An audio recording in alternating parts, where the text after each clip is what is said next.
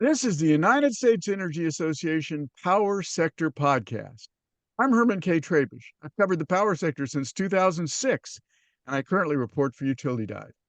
In this episode of the USEA Power Sector Podcast series on utility planning, Debra Lew, Executive Director of the Energy Systems Integration Group, or ESIG, is going to talk about how variable and customer-owned energy resources, rising demand, and new policies are driving the need to move beyond siloed resource and distribution system planning and find solutions to the technical and policy challenges of integrated system planning, which would optimize the use of all available resources. Since 2020, Debra has held leadership positions with ESIG, a leading advocate for more integrated power system operations. For that, Debra spent over 4 years as a director at renewables leader General Electric and 18 years as a senior engineer managing studies on system integration with the U.S. Department of Energy's National Renewable Energy Laboratory. So, Debra, traditional utility planning processes seem inadequate to address the changes on today's power system. But before we get to the emerging innovation of integrated system planning, what timeframes does typical utility planning address? Why is a shift in planning necessary? And what ultimately is the overall goal of planning? Sure. Thanks, Herman. Really happy to be here with you today. So we're probably talking about time frames, say, a year or 2 or 3 to 5 years, 10 years, 20 years or more out, depending on what you're planning for. So we got to plan for generation, transmission, distribution. These are conducted at different time frames, and they're typically siloed processes, and they typically have different objective functions. So trying to bring them all together in some kind of holistic way is what we're talking about. And the reasons like why you would want to do this. One, renewables, they're site specific, they're often remote. So thinking about co-optimizing or even just integrating or even just coordinating generation and transmission planning becomes important with renewables. And similarly, the flip side of that is if you're familiar with the recent NERC interregional transfer capability study, that's about interregional transmission providing reliability and resilience benefits, that transmission between two regions could replace the need for large amounts of generation in each of those regions, right? So that There's been a lot of talk about that NERC study. That's very important. NERC, which has traditionally been reluctant to dig into this, I know that it has completely changed its tune on interregional planning, hasn't it? it hasn't, we're really excited about the results of that study and Yeah. coming out really recently. The other piece about this is the distribution piece, right? Now we've got this interactive distribution system with two-way flows. So, you need to understand how might rooftop solar reduce the needs for utility scale solar, or maybe it could reduce the needs for transmission. And it's not just rooftop solar, right? It could be any kind of DER. And Right. now we've also got electrification on top of that. So we're looking at the need to upgrade distribution feeders and substation transformers to accommodate more EV charging or heat pump adoption. But maybe you could adopt a battery on the distribution system that obviates the needs to upgrade that distribution infrastructure. And thinking about how that more holistic use of your resources might give you a lower cost answer is part of what we want to do. I think the overall goal though is, affordability and reliability at the end of the day. And you want to meet Right. whatever sustainability goals that, that utility or RTO might have. But if you can look beyond your planning silo to find a more holistic solution, you may be able to get to a cheaper solution or a more reliable solution. Or both. So let's talk about integrated system planning, or it's called ISP, the acronym. Everybody loves these acronyms. It has been proposed to sort of unify in a rational way, but based on data, the traditional integrated resource planning, or IRP, and the newer integrated distribution system planning, IDSP. Is ISP the ultimate planning approach? And why do you think that? So, okay, I don't know if it's the ultimate planning approach, but I think this is the right idea. This is the right idea today because the power system is more complex than it was previously. And it's more interactive, um, not just because of renewables and the need for flexibility, but because of the distribution system and it becoming so much more interactive. And here's like one of the fundamental questions that I ask folks when they talk about, why do you need this? Let's say you're a system that needs storage, right? So you need some kind of battery storage on that system. Now, do you put that on the transmission system or on the distribution system?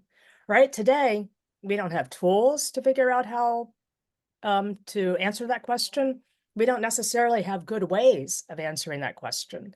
And there's so many benefits that many of these resources that can provide. And when you stack them all, some of them are bulk power systems, some of them are distribution system, some of them may obviate the need for generation. And understanding that kind of holistic value stack is part of the reason that we need this integrated planning approach. And capitalizing on what you're saying about the complexity, there's also going to be EVs coming on the system, and they have batteries. And planning, it includes thinking about the adoption of EVs. So farther out, utilities may be able to plan on not having customer-owned batteries or transmission system, front of the meter batteries, but they may be able to draw on electric vehicle batteries. And that's part of planning that would be included in a whole system planning concept, right? Am I right about that, or So absolutely. So, and in the future, we might have V2G, and that would be a great thing because if you think about the number of cars that we may be that we may be buying, and the aggregate amount of that battery capacity, would far outstrip in the future what we've got in terms of, say, pumped hydro and other storage capacity on the system today. So it could be really huge. But even if we don't get to that V2G, like even today, where we don't have B2G, just having this resource that you can defer. You can defer when you charge, maybe say within the period of 24 hours, let's say. Mhm. Um, that ability to have that flexible load is very similar to having a storage device. And I think about integrated planning in terms of like different dimensions. So, you've got the transmission distribution dimension. Everybody knows that. I think also you've got this generation and load dimension, and you can call it load, or you can call it customer, but it's that generation and load dimension that we've so far ignored so much of that load side of things, that customer side of things, and it's only in the last say 5 years or so that it's really coming into its own and maybe starting to show the great potential that it has in terms of being a resource on the system. So um, the question then becomes, what are the challenges to integrated system planning, ISP? One of them that I've recently written about is that we now are faced with extreme weather events, and a lot of utilities that I talked to were saying they didn't even want to start comprehensive planning until they know more about forecasting for extreme weather events. So that would be a challenge. And of course, then customer adoption of distributed energy resources is certainly something that has to be dealt with in integrated system planning. Can you talk a little bit about, the technical and policy barriers that come up when you're thinking about greater system integration? Sure. So, what you just said about data sets is really important. Fundamentally, we don't have um, long-term, comprehensive, consistent, time synchronized data sets that can characterize for us um, weather, um, uh, which temperature and humidity and all of that go into load modeling, wind for wind power output, and solar for solar power output. So right now, for example, NREL has a great wind toolkit, and you get 7 or 8 years of wind data, and that's wonderful. And you marry that with the National Solar Radiation Database, and you can get a lot of solar years, and that's really good. But what we need is really to look at resilience events, like what you're talking about, extreme weather events, something that's a 1 in 30-year event, right? You're not going to find that in a 7 or 8 year data set. So you need something that's much longer term. And we recently at ESIG came out with a report calling for asking, for perhaps the Department of Energy to produce longer term weather data sets that would satisfy this need for planners. And another piece of that is not just the backwards looking data. We all know the climate is changing. We need forward looking data as well. And for example, in Europe, there's a lot of these forward looking data sets that RTE and NSOE are using for how climate change is impacting forward-looking temperatures and other aspects of weather. So you'd want that as well. So that's one challenge, is just the data. There's another challenge, and that's tools and modeling. So basically, if you think about like today's capacity expansion model, all right? So that's say the starting point for your integrated resource planning.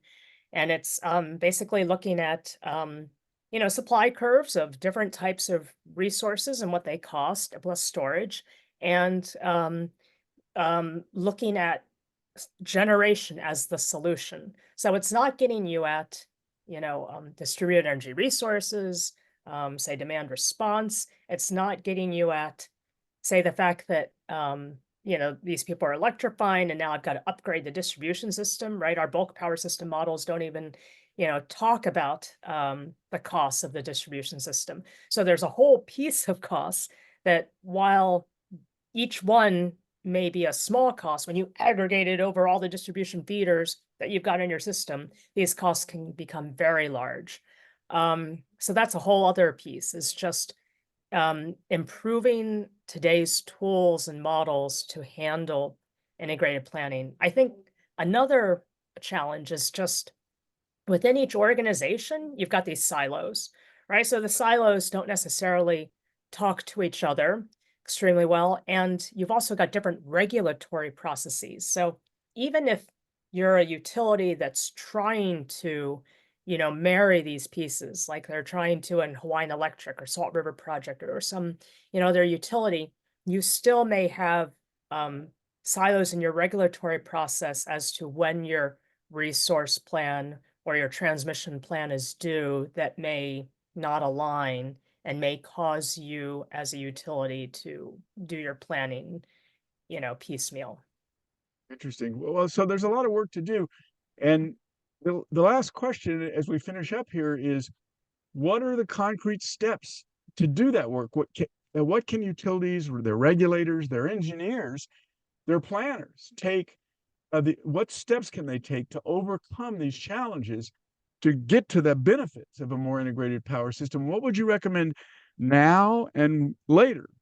And briefly, we Sure. only have 3 minutes or so. So Okay, sure. So, I mean, one thing that I'll just note is that um, a lot of the models, we had a workshop a couple years ago that was looking at co-optimized generation and transmission planning. And we brought in many vendors to talk about their different models. And we found that all of them already did co-optimized generation and transmission. It's just that a lot of users aren't using those advanced functionalities. So mm, there are things like that that we can do today. There are things like DERs being in the solution set that we could do today instead of an input. So a lot of utilities assume they have inputs for, I expect this much, rooftop solar or this much, behind the meter battery. Instead of just having that as a solution, I'm just having that as an input, you could have that in the solution set and have the model choose from those as solutions. There are other things that get integrated in, or we could integrate in, things like retail rates, right? If I've got a time of use rate that acts like a storage device, if I've got a critical peak pricing rate, that could act like mm, a gas peaker. So trying to incorporate rates into your solution set is another piece of it. And some of these things, right, you're not going to have the model that does everything and co-optimizes across all aspects of what you need to do down to the feeder level, up to the bulk power system level. But we can take these kinds of interim steps today. And just so you know, at ESIG, we are producing a guidebook for planners that's going to talk about practical steps that different types of planners can take to start on the path of integrated system planning. Perfect. And it's going to take a paper. It's not going to be something you can answer in a few minutes, but it's exciting that ESIG is doing this work. And actually, ESIG has been leading this work, as has the Lawrence Berkeley National Laboratory folks. But that's all the time we have. Um, I want to thank my guest, Debra Lew, Executive Director of the Energy Systems Integration Group, for insights about how variable and customer-owned energy resources, rising demand, and new policies are moving the power sector toward the new concept of integrated system planning, optimize the use of all available resources. As always, I also want to thank our listeners for taking the time to check out the USEA Power Sector Podcast. Don't forget to subscribe, like, and share with everybody you know. Now available, by the way, on Apple Podcasts as well as Spotify. And subscribe, like, and share that information about our quest for energy transition solutions.